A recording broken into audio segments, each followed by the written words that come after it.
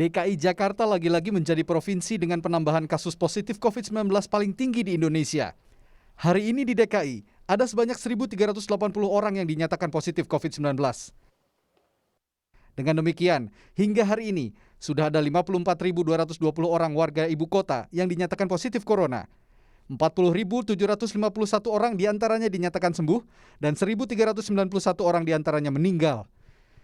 Dari data keseluruhan, kini masih ada 12.076 kasus COVID-19 aktif yang masih ditangani sejumlah fasilitas kesehatan di DKI Jakarta.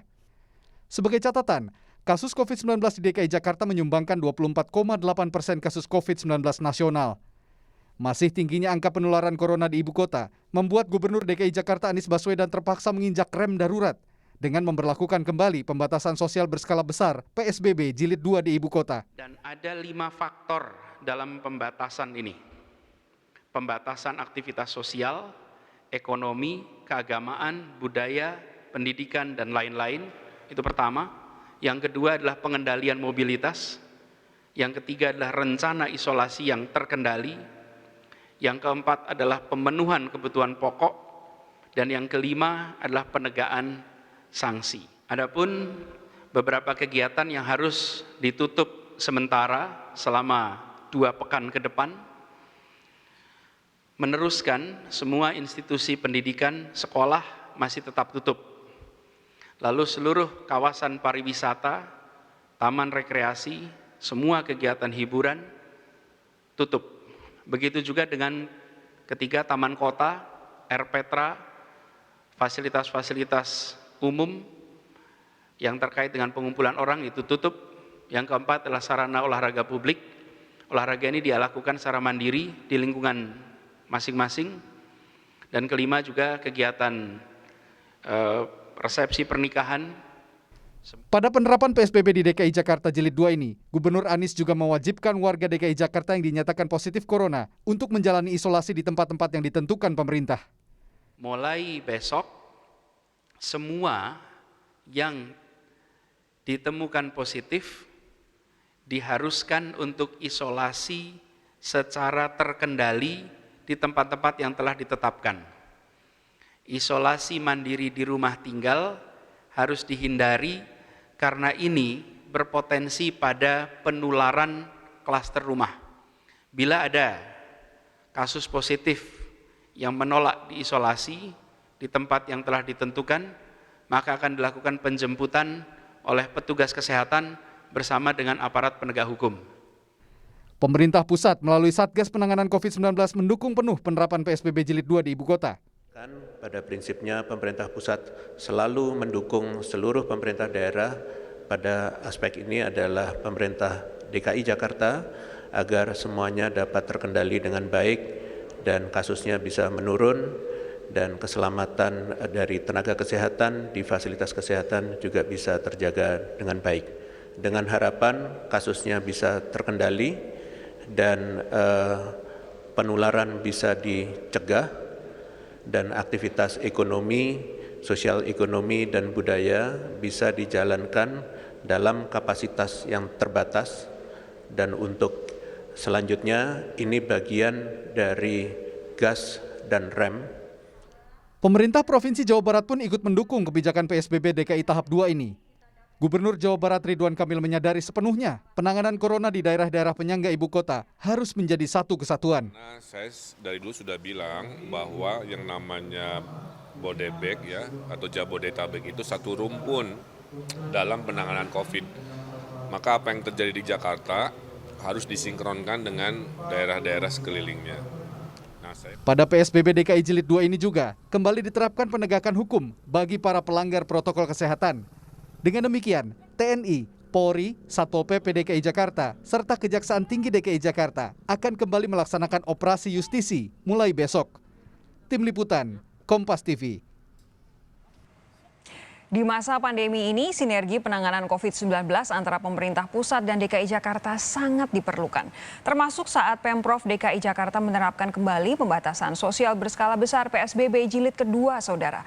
Lalu sejauh mana efektivitas PSBB di ibu kota DKI Jakarta yang kembali diterapkan? Akankah PSBB dapat menekan angka kasus COVID-19 dalam skala nasional? Kami bahas hal ini bersama Wakil Gubernur DKI Jakarta Ahmad Riza Patria. Selamat malam, Bung Ariza. Selamat malam, Assalamualaikum, Mbak Sofi. Waalaikumsalam. Lalu ada pula tenaga ahli utama kantor staf Presiden, Doni Gahral Adian. Bung Doni, selamat malam.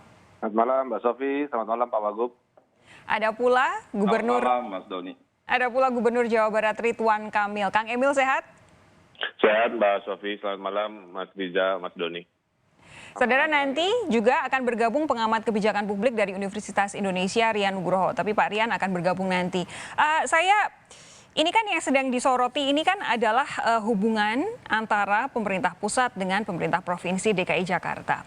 Makanya kenapa kemudian kami memilih judul Pusat dan Daerah Akur Terapkan PSBB, karena justru keakuran dan kekompakanlah saat ini yang memang dibutuhkan masyarakat supaya kita bersama-sama sebagai sebuah bangsa saling bekerja sama untuk mengatasi pandemi. Saya ingin bertanya kepada Kang Emil dulu nih. Kemarin Kang Emil ada satu tweet yang Kang Emil post begitu yang membuat kami sedikit paling tidak bernapas lega begitu ya, melihat katanya ada ketidakkompakan antara pemerintah pusat dan Pemprov DKI Jakarta. Kemarin Kang Emil bilang baru selesai rakor para menteri dengan Gubernur DKI Jakarta, Jawa Barat, Banten terkait teknis PSBB DKI dan strategi Jabodetabek. Tidak ada persilangan pendapat, tidak ada kubu ekonomi versus kesehatan. Semuanya saling melengkapi dan menguatkan. Resminya diumumkan besok detailnya oleh Satgas Pusat dan Gubernur DKI. Apa iya kemarin betul-betul tidak ada persilangan pendapat, Kang Emil? Ya, Mbak Sofi. Kemarin kan Mas Riza juga hadir bersama Pak Anies ya, menjadi saksi sendiri. Jadi kadang-kadang mohon maaf ya, yang di luar di konsumsi oleh media, oleh masyarakat memang sering yang sifatnya kehebohan-kehebohannya. Tapi kalau dalam rapat itu, semua paham bahwa yang namanya niat dari Pemprov DKI ini harus didukung. Hanya untuk mensinkronkan dampak-dampak, kan dampaknya itu kalau Jakarta itu dalam kacamata kami, karena kami ini satu rumpun, maka kebijakan Jakarta ini harus kami pahami, Mbak. Harus kami pahami, kami review, dan kami dukung. Dari awal juga saya selalu bilang kepada Kepala Daerah Bodebek harus satu frekuensi. Nah, kedua ada dampak juga secara nasional. Oleh karena itu kemarin saya lihat di rapat, para menteri, Menko-Menko itu memberikan masukan, Mbak. Masukan-masukan agar yang dilaksanakan di DKI itu semua bisa bantu. Atau istilahnya ada bantalan-bantalan, ada persiapan-persiapan, dan lain sebagainya. Nah, itulah yang apa adanya saya sampaikan. Makanya saya lihat apa yang terbaca di media seringkali berbeda, mohon maaf, dengan yang aslinya. Jadi saya juga titip ke media, di situasi seperti ini kita pilih kata-kata yang lebih menyejukkan, lebih menginspirasi, dan lebih sifatnya saling menguatkan, Mbak. Saya bilang juga kemarin, kalau lihat COVID ini ada dua kacamata. Kalau pakai kacamata politik, maka COVID ini dibaca sebagai dibanding-bandingkan, kemudian yang suka menjelek-jelekan, hobinya konflik, atau yang selalu membela buta dan sebagainya. Tapi kita geser kacamatanya itu kepada kemanusiaan dan keilmiahan. Maka siapa yang punya dinamika kita dukung, kita tolong, kita bantu, kita pahami. Nah, itu yang saya harapkan lah ya, komunikasi. Jadi intinya kemarin itu, Mbak, lebih bagaimana menyamakan frekuensi bahasa, komunikasi, dan koordinasi. Kalau itu lancar, insya Allah tidak akan terulang lagi tafsir-tafsir seolah terjadi perbedaan pandangan, Mbak. Pak Ariza, tapi begini, kemarin di beberapa media, terutama online, itu ada beberapa judul yang dikutip dari internal Balai Kota sendiri, katanya Pak Anies dikeroyok. Betul tidak kejadiannya seperti itu? Jadi yang pertama perlu kami sampaikan, sejak awal kami Pemprov DKI dalam mengambil kebijakan, apalagi keputusan, selalu melalui satu proses dan langkah-langkah yang sangat demokratis, yang sangat ilmiah dan berproses berjenjang. Di internal kami selalu berdasarkan fakta dan data dan masukan-masukan dari masyarakat dan instansi internal kami apabila kesehatan, Dishub dan lain sebagainya. Kemudian tahap kedua, kami berkoordinasi dengan di Forkopimda ya, dengan Pangdam, Kapolda, Kajati dan semuanya sampai Kabinda dan lain-lain. Bahkan kami juga selalu berdiskusi, berdialog dengan para pakar, para ahli epidemiologi dan lain sebagainya. Kemudian pada level vertikal, kami juga selalu berkoordinasi dengan pemerintah pusat, dengan para Menko, bahkan dapat secara berkala dengan Presiden, dengan para menteri terkait, dan juga dengan Kang Emil, juga dengan Banten, semua Botabek juga kami terus berkoordinasi. Dan kami juga sangat berterima kasih dengan Kang Emil dan Pak Wahidin juga yang memberikan kesempatan tidak hanya terus berdialog berdiskusi, tapi memberi kesempatan kepada daerah-daerah tetangga Botabek itu untuk mengikuti kebijakan pola yang diambil oleh pemerintah Provinsi Jadi DKI tidak ada Jakarta. dikeroyok. Ya nggak ada istilah dikeroyok.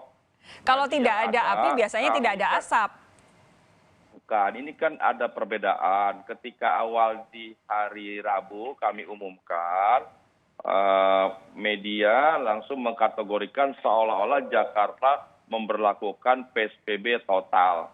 Padahal setelah kami cek, Pak Anies, saya dan semua kami tidak pernah menyebut PSBB total. Jadi persepsi inilah yang dipersalahkan. Oke. Padahal yang dimaksud oleh Pak Anies adalah kita kembali kepada PSBB karena memang PSBB belum dicabut dengan pengetatan-pengetatan yang lebih dibandingkan di masa transisi ini. Baik. Dan regulasinya terus kami susun dan baru hari ini kami umumkan. Dan kemarin juga kami terus koordinasikan dengan pemerintah pusat terkait unit-unit usaha atau unit-unit kegiatan yang dibuka, ditutup, atau diketatkan, atau dikedorkan.